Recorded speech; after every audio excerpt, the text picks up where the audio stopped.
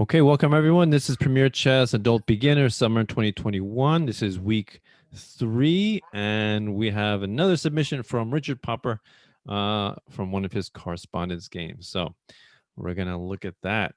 All right, so here Richard is white, and a guy called NTBurr is black. All right, this is a correspondence game. So let's see how this went on. All right. So e4, e5. So standard king pawn opening. Very good. Opening the center, trying to vying for control of the center. Right. Very good. Knight f3, knight c6, bishop b5. So what is this opening? Anyone?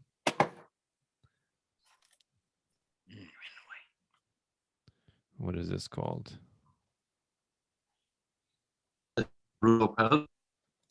Say again? Ruy Lopez, yeah. Ruy Lopez, or Spanish game, also known. I think it's a very old opening. It's like one of the earliest named openings. So yeah, pretty old opening. So therefore, a lot of theory is written about it. So now here, black does a move that the computer gives as a. This is. Can I ask a question now? Sure. Go ahead. This opening, the bishop moving out, is that promulgated by the knight coming at the black knight move? Or, I mean, if he had moved something else, would he have not? Would Richard not have taken that? Would not have moved his bishop, or is it just hold on. So yeah, okay, yeah, Richard White. So the idea with this, so knight f3, right, controlling the center, but especially attacking the pawn on e5, right, the unprotected pawn. So natural move would be knight c6, protecting the pawn, also moving towards the center. And then another natural logical move would be bishop b5, putting pressure on the knight. That is protecting the pawn. However, what if black had moved, say, his queen's pawn to protect the pawn? So, instead of the knight. So you're saying d6? Yeah. Okay, so that is a possibility, but it's kind of considered to be pretty passive, because now look at this bishop is kind of blocked in, right? Kind of blocked by his own pawn. You can fianchetto this way, but again, blocked by the e5 pawn. So it doesn't really have a good outlook, right? This bishop, and so yeah, so pretty passive. It does open up the other bishop, but yeah, unfortunately, you're closing in your dark square bishop. So I think it used to be played, but no longer is it considered the best. So therefore, knight c6, bishop b5. So now it appears that this pawn is under threat of being taken, because now the knight that's protecting the pawn is under threat of being taken. However, this is not really the case, because see if you guys can remember why. Because I think we went over like a similar game like this. So what if black? So one of the standard main line moves in this opening is a6, which seems weird, right? So now why doesn't white just take the knight and then take the pawn? Does anybody see why that's not necessarily winning a pawn? Can anybody see?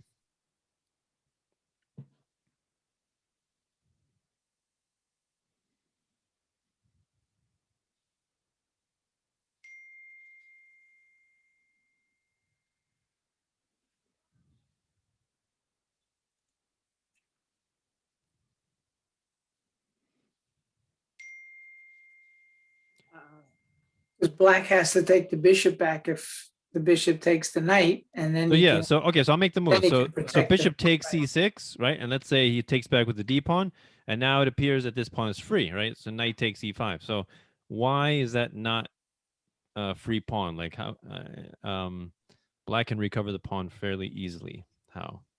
Well, queen to d4. Good. Queen d4 is one option. So forking knight and pawn, both are unprotected. So probably maybe just retreating here, takes, and check, maybe here, and so equality is resulted after that, right? Everybody's equal. Okay, so let's go back. So what's another way that black can recover the pawn fairly easily? Queen to g5. Yeah, queen g5 is a very common way also.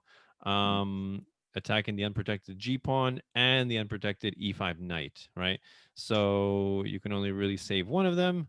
So let's say you go d4, you take here. Now you're kind of forking the rook and the unprotected e pawn. So yeah, it kind of falls apart. So therefore, it's not really recommended to go pawn grabbing so early. It's not recommended to be greedy in chess all the time. So yeah. So for that reason, this pawn is not really under threat of being taken because it can always be recovered. So for that reason, in this position, white usually retreats, and yeah, play continues. So yeah, so black went queen f6, which is given a this would be a dubious annotation, so not such a good move, or an accuracy. So yeah, so according to the computer likes knight f6, which is also pretty good. And then sample line would be castle, knight takes, rook e1. And again, this pawn wasn't really free either because now he can recover it fairly easily. Take. So now let me ask you guys a question. So now here it looks like, oh look, the bishop is free. It looks like white's hanging a bishop. Why is that not the case?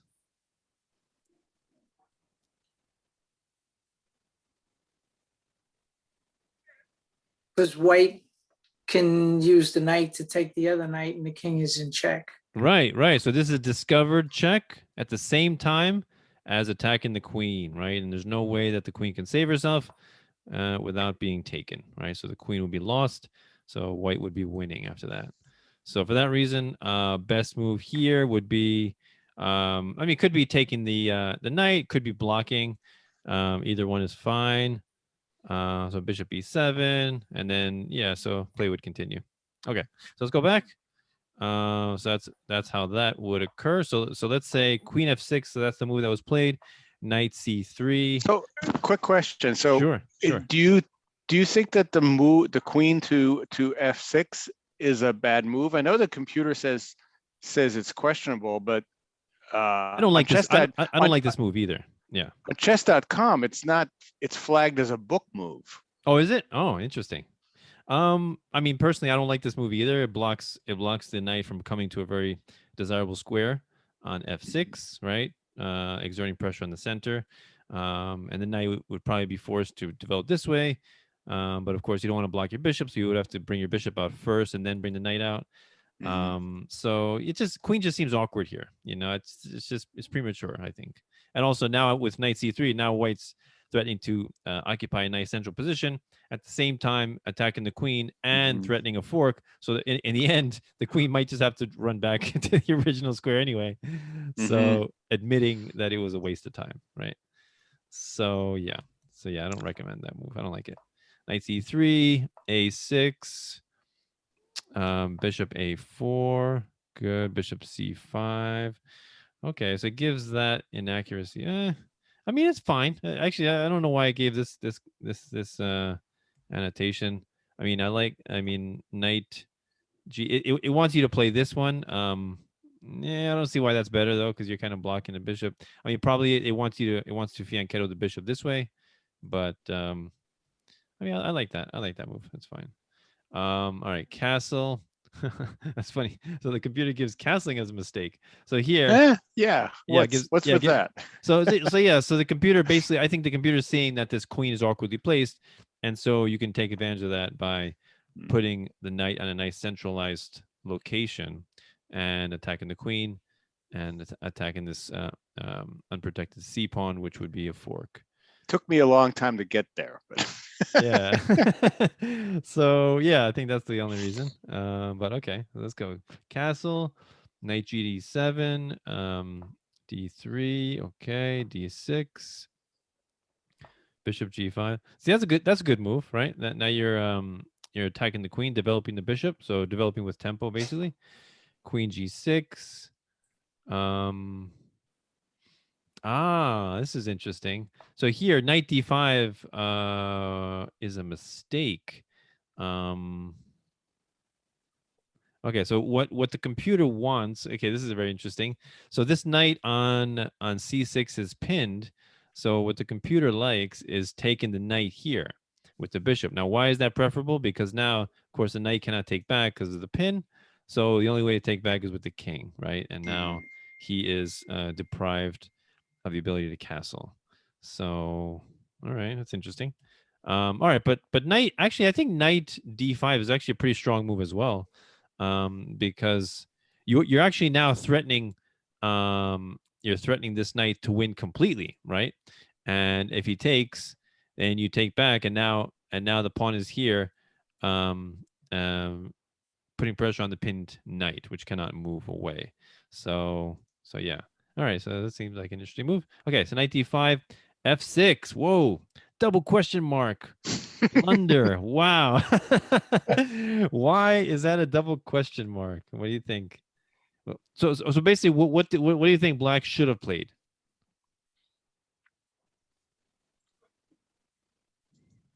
What should have Black played? Castle. Castle. If you castle, now he can take this knight, and Black should not take back the bishop. Why? 'Cause then the other knight will Because force. then his other knight will Yeah, put him in four. fork. Yeah, royal 4, king and queen. Yeah, so castling, no. What else? What's your question again? Here, so Black's move was f6, double question mark. Mhm. So what's a better move for Black? Bishop to e4, e6. Mhm. Bishop to e6. Okay. All right. So now, well, here we have this fork here. Would have been bishop to d7 was the Uh, better move. well, same thing. We got the fork Oh, here, no, right? it's the same thing. Yeah, Yeah, it doesn't yeah, work yeah. either. So even Move though, the- go ahead. Nothing. Okay. I don't know. So yeah, so even though this knight is pinned, and even though I said taking this knight would be bad because the pawn recaptures it, attacking the knight that's pinned, it still kind of works out. So knight takes e5, d5 would be the strongest, because after here, why is this knight not necessarily lost? How can Black save this position? Not necessarily save the knight, but save the We're position. castling. Oh, so if you castle, then you just lose a piece. So what else?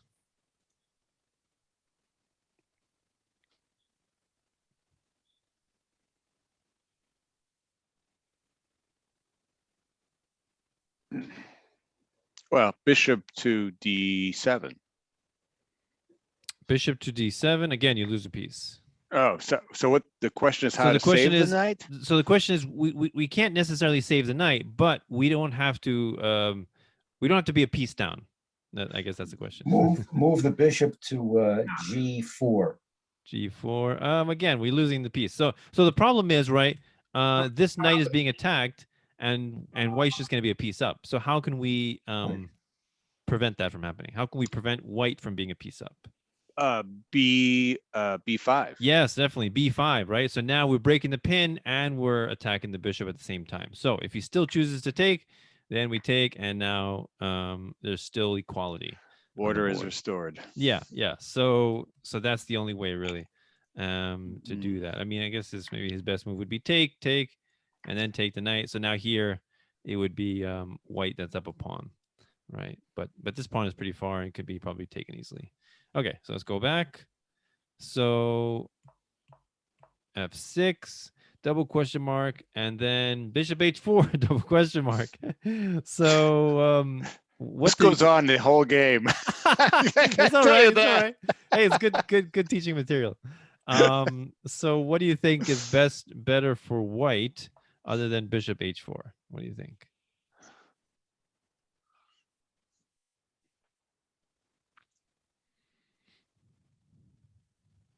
Bishop back to e3. Okay, so you can move the bishop to e3. It's not really well that possibility wouldn't give the computer wouldn't give a double question mark, for just bishop e3. It would have to be a stronger move than that.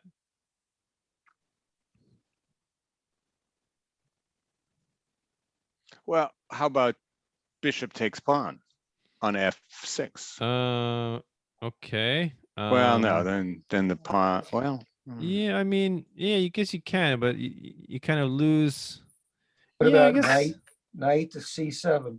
Yeah, so the idea what the computer is saying is that this pawn is still hanging, and the fork right here is still available for white. So knight takes c5, knight takes c7 is the strongest move. King d8, knight takes, f takes. So now white is winning. If he can get his knight out, if he can save his knight, Yeah, then right. then he would be good. But yeah.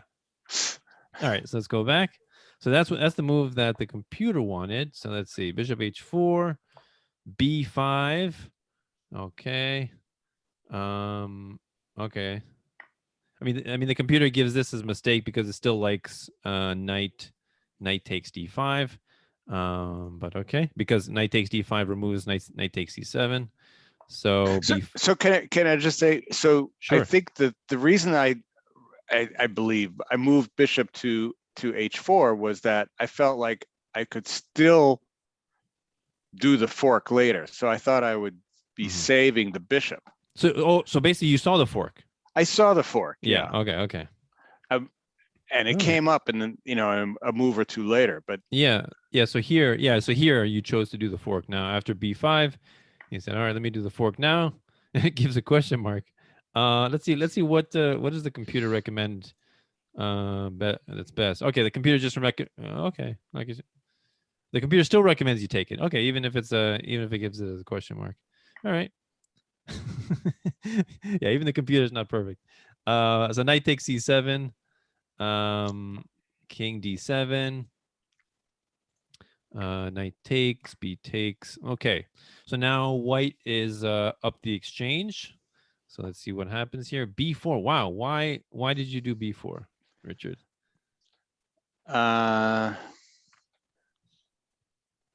that's a good question, isn't it? The $1 million question. I really, at this point, I can't defend it because it looks like I'm just going to lose the pawn, right? So I'm thinking, okay, so if I did this move, I'm thinking that it's a wild, how do you say, It's wild, already. it's trying to lure this bishop away from this diagonal. Why? Why is that important? Why would that be important to lure the bishop away from the diagonal? So you can get your knight out of the corner. Now your knight is free. Now you go knight b6 check. That's what it was, actually. Yeah. No, really. Yeah. Is that it? No, I think yes. I was trying to save the knight. Cool. See that? And that's what it was. Thank you. Excellent. Yeah. I'm not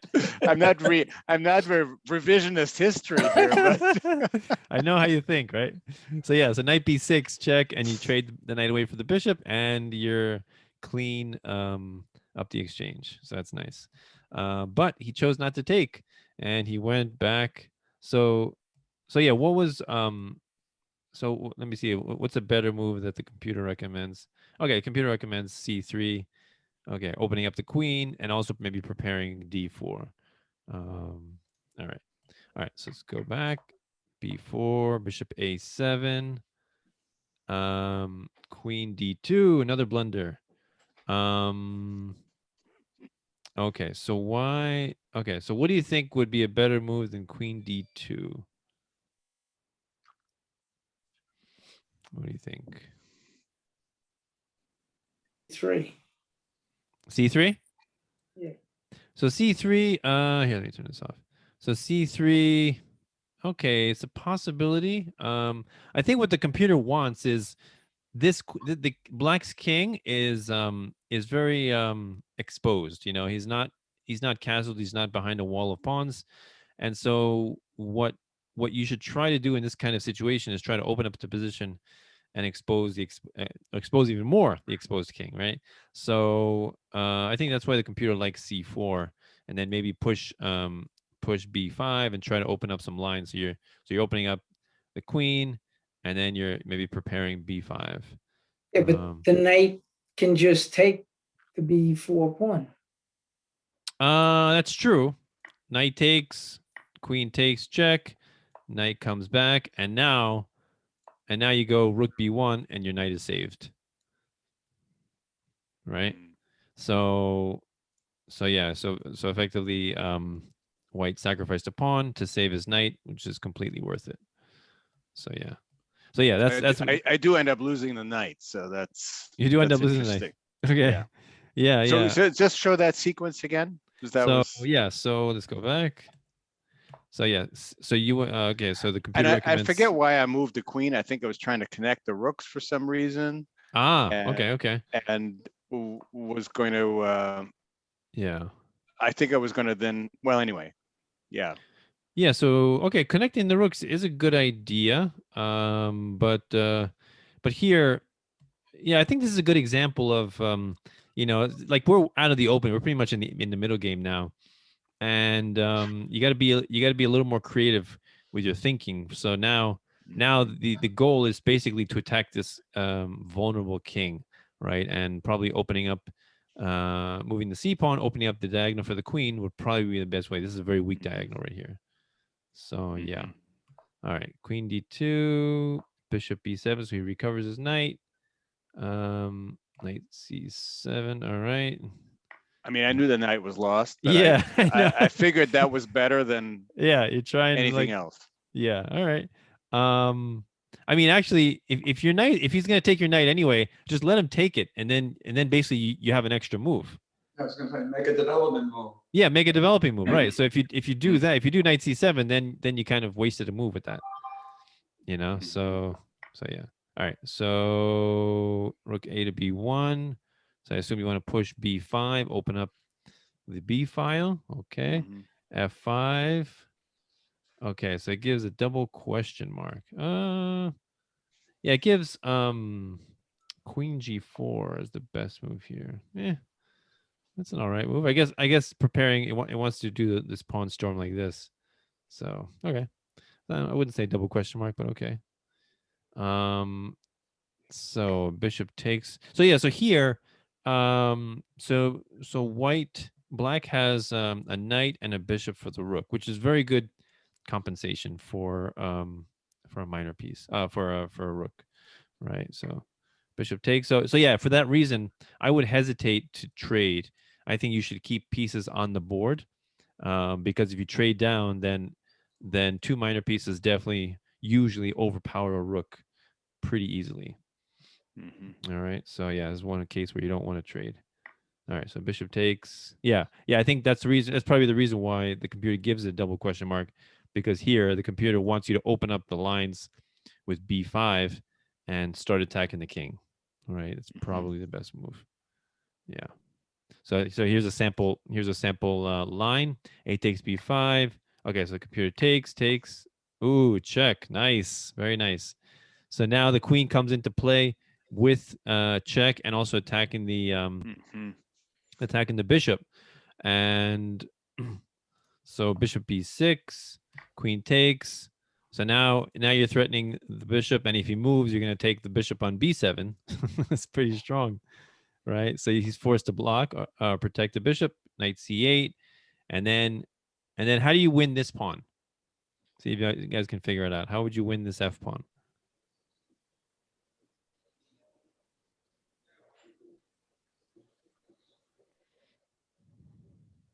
Knight to h4. Yeah, knight h4, very nice. Forking king, queen, and the pawn, right?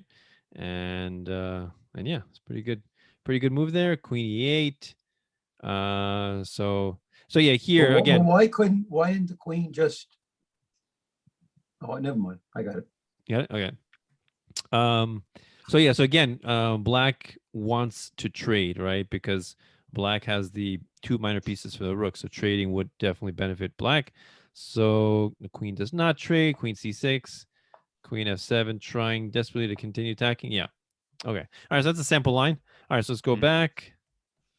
All right. So bishop takes e7. Oh, sorry. Right here. Bishop takes e7. Knight takes. Okay. So you finally do b5, which is good, but here it's not as strong. Why? Because he's not really forced to take, because you're not attacking the knight. Right. It was a little bit stronger in the last move. Right. So yeah, the only reason. Okay. So here, yeah, for example, he just chooses to take the e pawn. He doesn't even care about this, right? So f takes e4, knight e1. Okay. Huh, interesting. Okay, so here, yeah, so here it's giving, I mean, either take here, or I would say queen a5 check, preparing to open up the b file, right? And start attacking this king. And if he blocks with bishop b6, you also have this check here on c3, and then you take the pawn, and now you got an open b file. So yeah, that's pretty nice. So yeah, let's just see what the computer say here. Yeah. So check again, c3, check, king over, let's say. Yeah. I mean, these bishops are still pretty strong on this diagonal. Your king is like right in line with the bishops. That was trouble for the whole game. Yeah. That black square bishop.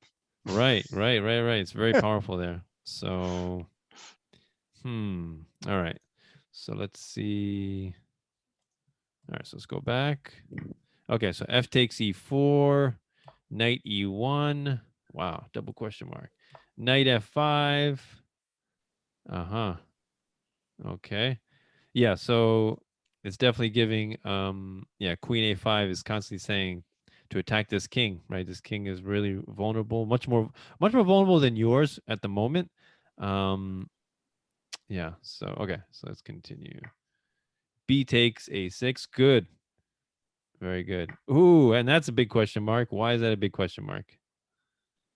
Queen check wins the. Exactly. Yeah, queen a5 check, and it's a fork and wins the bishop. Very nice. Oh, and that's what you did. Oh, good. Awesome. Great. You took advantage of that. King d5, king d7, queen takes. Good. And now you're attacking the other bishop. Very nice. Bishop c5. Good. You bring the rook into the attack. Very good. Yeah. So this is an idea. So when you're attacking your opponent's king, you want to bring as many pieces into the attack as possible. So queen b7 also attacks, but rook b7 brings a second piece into the attack, which is even better. So that's very good. Rook b7, king e6. All right. So now you played c4. So what do you think would be a better move than c4? It gives as a double question mark. Yeah. So what do you think? What's a better move? What does everyone think is a better move there? Queen to c4. So let's see. Queen c4. Maybe king over here. And yeah, not really much follow-up. Yeah. So what else? Anybody else see a good move here? Try moving the knight to open up the rook. Knight to f3? No, that loses the knight. Yeah. Yeah. Just lose the knight, yeah. Why not take the pawn at e4? Yeah, this pawn is ready to be taken. Why not? Take the pawn, and now you're doing pretty good. Now this pawn is controlling d5 and f5. The queen can come down here and do the check, and yeah, so it's, I mean, your white is pretty safe. Black's king is the one that's on the run right now. Okay, so let's go back. So I think what I was trying to do is block off the king's the king's escape to d5. But I wasn't now that I can now I can't reconstruct what my follow-up would have been. Yeah, so actually if the king did escape on the d5, that would be a horrible move, right? So because the king your opponent's king is much safer when he's closer to his side of the board, right? So if he's venturing closer to your side, that's much better for you. So I would want my opponent's king to go to d5 in this position. Okay. So yeah. All right. So c4, knight h4. Okay, so yeah, so that's really an empty threat because the knight's already protecting g2, so it's not really a threat of mate at all. So yeah, right here, what do you think from Black's perspective? What do you think was a better move for Black here?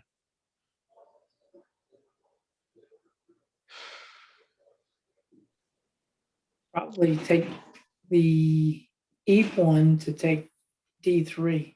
Okay, so if you take here, and now this knight becomes active. Now I think White's a lot happier. Now he's ready to trade. If he's ready to take the bishop outright because the pawn is pinned to the king. Right, so you don't want to. From Black's perspective, Black wouldn't want to activate this sad knight here. How about getting a rook into play? What This about rook pushing the pawn Push- to D3? pushing to D3? Okay, so hold on. Let's take the rook. So you said rook to where? No, get him into play. Let's see, where would we put him in? I'd probably move him over to, what is that, C8. C8. Okay. All right, that's a possibility. I mean, on C8 's not really doing much though. Maybe F8 would be better because this file is open, right? And the bishop's already putting pressure on the F2 pawn, so that's probably a good idea. So I think a really strong move here is E3. That's a very strong move, right? Because this bishop badly wants to open up this file, this diagonal, and if he pushes, that would be a horrible move. Why? Pawn pushes check. Yeah, pawn push check, discovered check, and attacking the rook at the same time, right? So yeah, that's pretty powerful.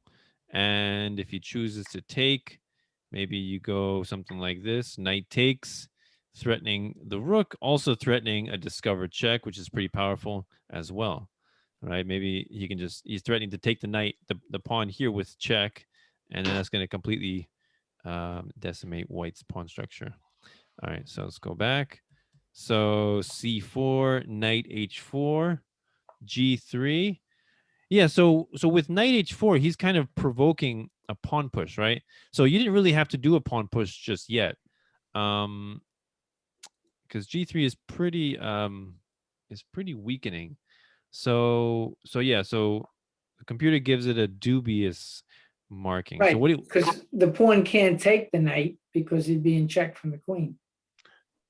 Well, I was worried about the queen, I think. Yeah, no, right? that's true. That's true. The pawn is pinned, but say again? Well, wasn't the queen on G6 a concern if I don't push it? No, your knight's protecting. Yeah, okay. Right? So Right. yeah. So there's no mate threat. So for that reason, you don't really have to worry about this threat even at all. Right? So so yeah, so what do you think would be a stronger move? That's not, oh yeah, because the knight's protecting, you're right. Yeah. And you- So what do you guys think would be a strong move instead of moving the G pawn? I still think the pawn on D should take the pawn on E. Okay, so let's see here. Because that gets rid of the threat of pushing the black pawn. Yeah. So here, okay, so let's see what does the computer give here? Okay, so the computer, actually gives White a significant advantage here. You can see the numbers here, 4.0. So basically White's up 4 pawns, right? So even if Black takes, this is a pretty strong position for White, right? And this Black's king is definitely more exposed. So yeah, Queen B5, threatening check, and then more checking. So yeah, that's pretty strong threat there. All right. So yeah. So sometimes, if you don't have to respond to your opponent's moves, it's best not to. All right. So E takes D3, Queen C6. D2. Okay. Queen D5 check, King F6. So why'd you do Knight F3? Richard, do you remember? Well,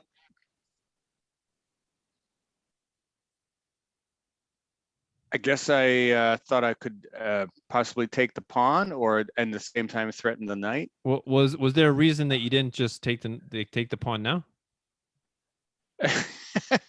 Well, let's see. I mean, I left that pawn sitting there for the longest time. I know this pawn is like 1 square from promotion. Why would you do that? It's like so dangerous. I don't here. know. I don't know. I just was confident that it wasn't going to go anywhere. If you're gonna take any pawn, you should definitely have on your top priority of pawns to take the one that's 1 square away from promotion. I learned that as the game proceeded. Yeah. So yeah, as there's a quote by Aaron Nimzovich, like I think it says the pawn the what does it say, the passed pawn is a criminal that must be kept under lock and key.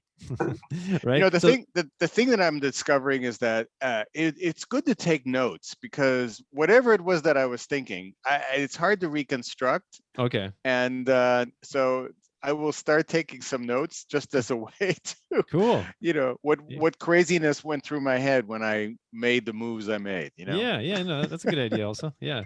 So yeah, I would say on your top priority right here is take this. So if you take that, let's see. So here, let's see, you have 7.8 advantage.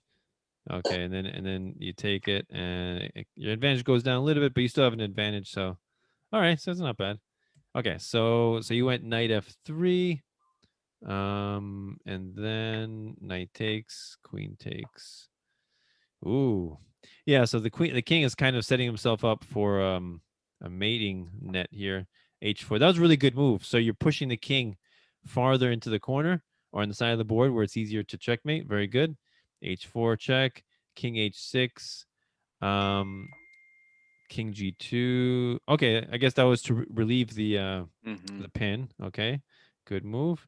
So now Queen C2 seems like a good move, right? Trying to assist the pawn in coming to promotion. Although here it gives checkmate is now unavoidable. so yeah. Yeah. you have a, Easily said than done. you have a checkmate. Let's see. You have a checkmate in 9 moves. Very interesting. And not that I noticed that. So all right, so let's see. First move is G4. Yeah, threatening here. Sorry, G5, king up, and then queen F7 would be mate. Yeah. Okay. All right. So yeah, this is a crazy position, by the way, but very nice. Okay, so queen C2. So now I assume you're very nervous about this pawn promoting, right? So that's why you played rook B to B1. So yeah, the computer's like giving every single move over here like double question mark from both of you. So queen C2. Oh, what were these guys thinking? Rook B to B1. Queen takes A2. Okay. Okay, so now here you see there's a forced mate sequence right here. The forced mate because now the queen is no longer on the light square diagonal, so you take advantage of that by coming here, threatening mate on G5, and then the only real way to block it is G3. So then you check. Wait a minute. Why is that a mate move to G6? What was that? Yeah. So you're threatening mate right here on G5. Oh yeah. Okay. Right. So yeah, G6 would be the only way to block it, right? If you tried G5, that would do nothing. It's still mate, right? So G6, Queen G5 check, King G7, and now how do we mate? What do you think? Bring the rook over. Yeah, you need the rook, right? Rook B7 check, and then it will be a mate very soon, right? On one of these 2 squares. Okay, good. So let's go back. Okay, so queen takes A2, queen D5, lost forced checkmate sequence. Okay, rook D8. All right. Queen check, G6, G4. so many double question marks. G4, Queen C2. Okay.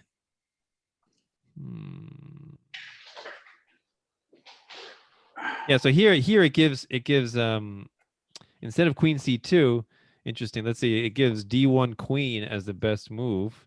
So let's see why. So now what? Rook takes. Okay, and now rook over here. So now you're coming down on the F pawn 3 times. So you basically this was basically like a clearance sacrifice to clear the second rank to allow the queen Mhm. to access F2, and the F pawn will fall. Okay, so queen C2, G5, king H5.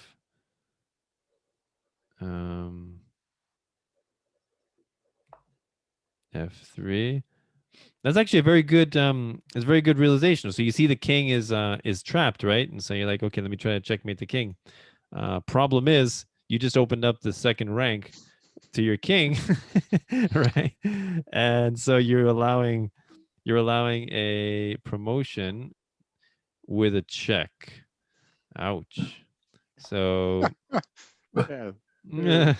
all right, so interesting. Okay, so let's see here. So it's saying that, and this is actually a very cool position because you had your opponent just promoted a queen, right? Your opponent now has 2 queens, and yet it seems like your opponent is completely, let's see, yeah. See, it doesn't seem like a good way to defend against this because if he maybe he can do this, but then you Mhm. capture the queen, then you capture this queen, and you're winning. Mhm. You're still Mhm. winning. So, and the computer gives, let's see, yeah, the computer says you have to sacrifice the force. You have to sacrifice this queen. Check, check. Yeah, and of course you can't take this. Can't take the rook because there's mate here on G4, right? So, yeah, But I'm wow, like, crazy. what? I'm like -6 at this point, right? Crazy position. Yeah, so black has an advantage, 6 points here. Advantage, yeah, interesting. All right, so queen d4, and yeah, and you finished off him in style. Very nice. So you checkmated with a pawn. Wow, very nice. Very nice ending. After you allowed him to promote his queen, and it was useless. How'd you feel after that game? I was Exhausted. totally stressed out. By the time it got to that promotion, I was like, this is going down the tubes. I know, like seeing that your opponent just got a second queen, that must have been pretty stressful. You're like, how Yeah. can I still win this? It kept me a good couple hours from working. Oh, really? Yeah, that's what happens with correspondence games sometimes. Yeah. Imagine how the other guy felt. I Well, know. we're into a rematch, so we'll see. Oh, cool. Awesome. Richard, So, how long did you play this game? How long, over what period of time? Oh, it was days. I mean, it was a one move a day game, but you know, it took. I mean, it took a week probably. yeah. Mhm. Yeah, I really enjoy correspondence games. They they slow things down a lot. It's a good habit to get into. Well, I think that for me the temptation is to sort of use the opportunity to play out future moves, which is very helpful, but it's also a crutch because Mhm. it's hard for me to visualize what happens maybe more than one move ahead, and I can kind of do the what if Mm. while I'm thinking about Yeah. what to do. So I don't know if you have a thought on And is it a good thing or is it just a double-edged kind of sword? well, what one thing I'll say about correspondence games is that if you're playing multiple, like I am, I'm playing multiple correspondence games at the same time, and you have to make sure that when you open the game, you go back a few moves because sometimes if you're just looking at the current position, you're gonna forget your thought process of what you were thinking, a couple of moves before. So Mhm. do you do that, Richard, when you go? Yeah. Yeah, Hmm. yeah, that's It's like, important. why was I what yeah, so I replay the last few moves. Yeah, that's definitely important because you can easily forget your thought process. But yeah, cool, awesome. So yeah, so real quick, what did we learn from this game? So I think the first thing we learned is premature bringing out of the queen, no good. I do not recommend that. Focus on developing your minor pieces and getting your king to safety. Yeah, and I think you could have punished this a little bit more with knight d5. Mhm. I think you were too gentle on him. All right, so and then you did that. You attacked the queen nicely. Yeah, and then you could have taken advantage of this pin even more, right? Because now taking the knight would have forced the king to move. So yeah. Yeah. And then the game starts getting crazy. This is a great move. So this pawn could be taken three different ways. 1, 2, 3. And yet in your mind you're like, you know what? That's a good move. But maybe even if he took with the knight, probably that would still be a good move because now you take back you kick the knight away and now you go rook b1 and again the b file's open and you can save your knight, right? Yeah, if I could have seen the way that's saving the knight, Yeah. that would have been good because that would have been up the rook and not down the knight. Yeah, I think you could have been. I think you could have saved this knight, and yeah, it would have been different. Um, so yeah, I took the knight, and yeah, and again, I think you didn't take advantage of his vulnerable king enough, right? You could have, yeah, just exploited this b file and the diagonal even more than you did. And yeah, so there things starting to open up. So that was good. Check, bring in the other piece. Yeah, here you got spooked with this knight and queen here, but no need to be. And you were really confident with this pawn, leaving this pawn there to allow him to queen. That's pretty amazing. Check, check. Yeah. Wow. All right. And then you gave him a queen. Wow. Wow. Yeah, what a game. Pretty cool. All right. Is there so you know what? Let's do we have some time, right? Let's do a miniature. Because I have a few here that we can go over. All right. All right, so let's go over one. We got a few minutes left. So this is a game between Steinitz. Black is Steinitz. William Steinitz in Vienna, 1897. Who is William Steinitz? Anybody know?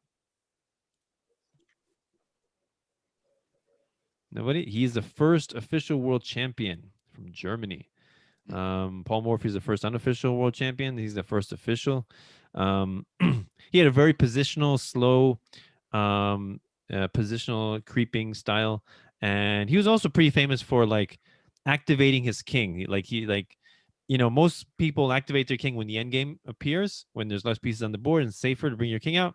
He was much more daring with his king and activated his king even when there's a lot of pieces on the board. But his games are pretty interesting too. All right, so this was a quick miniature. So Steinitz is black. So maybe they'll flip the board. Let's give perspective here. So let's see. All right, e4, e5, bishop c4. Okay, so white immediately strikes at the center with d4.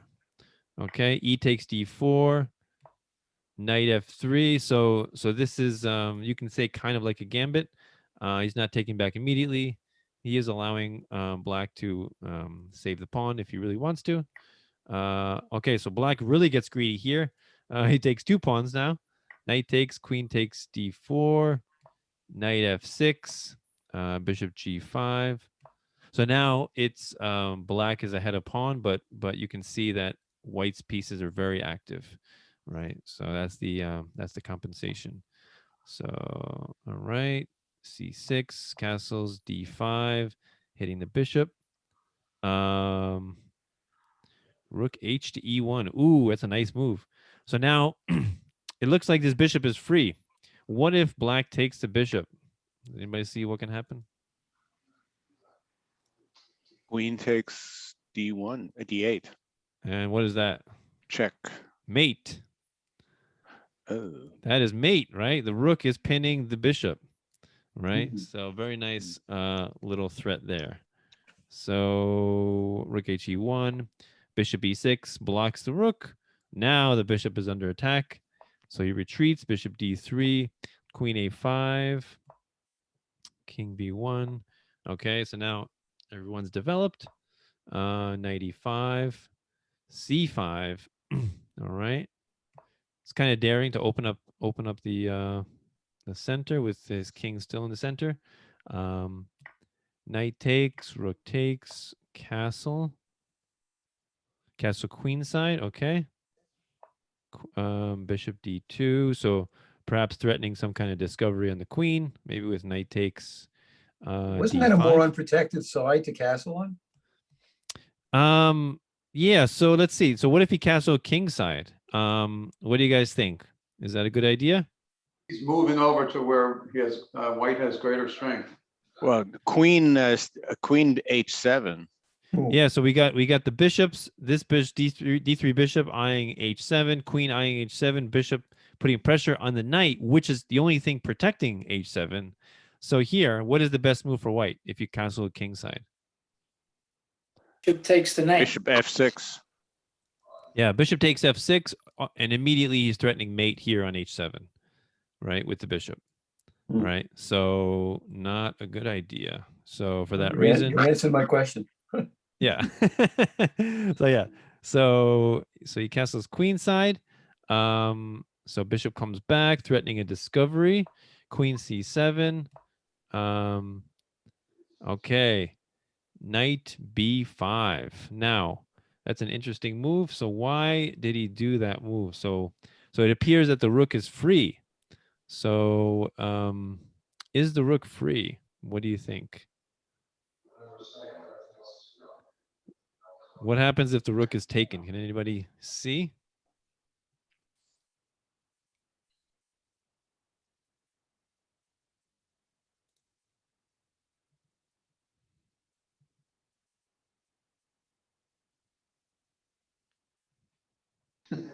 Hmm.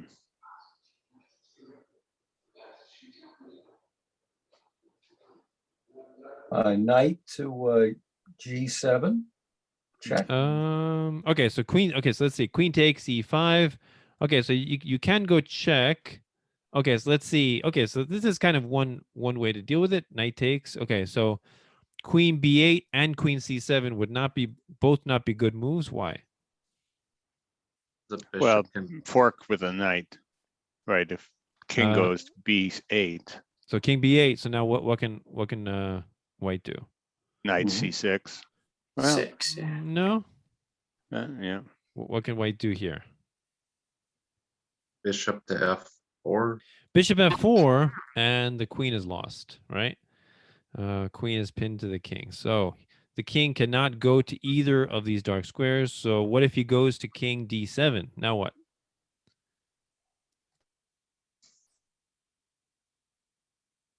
Bishop to Bishop to f4. B5. Yeah, bishop b5 forces the matter, right? Forcing the king to go on to one of these dark squares, after which the bishop will come to f4 and win the queen. So yeah. So what happened was in the game, he didn't.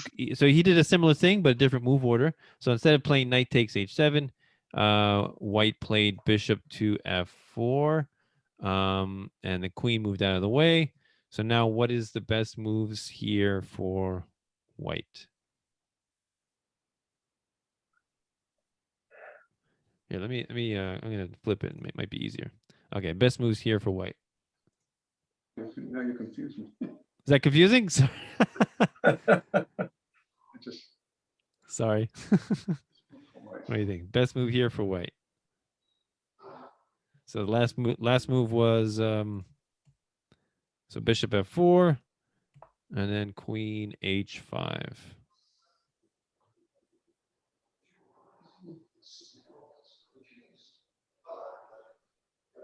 Maybe trade the queens.